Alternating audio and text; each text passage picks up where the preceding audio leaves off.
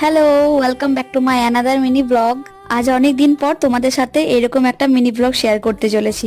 দেখতেই পাচ্ছ স্নান করে নিয়েছি, আর তার সাথে সাথে একটা আমার পার্সেলও চলে এসেছে।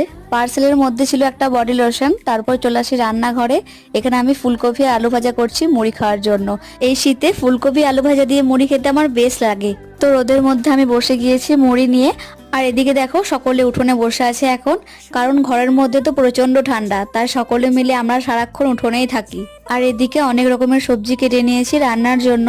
শীতকাল বুঝতেই পারছো, হরেক রকমের সবজি এখন বাড়িতে। আর কাল ছিল পূর্ণিমা, তাই আমাদের বাড়িতে নারায়ণ পুজো হয়েছে। আর আমার গোপালকে দেখো এই ঠান্ডায় সোয়েটার মুড়ি দিয়ে চুপচাপ বসে আছে। তো এখানে পুজো হয়ে যাওয়ার পর আমি এখন প্রসাদগুলো সাজিয়ে নিচ্ছি সকলকে দেওয়ার জন্য। আর এই নারায়ণ পুজো সিন্নি ভোগ খেতে আমার খুব ভালো লাগে।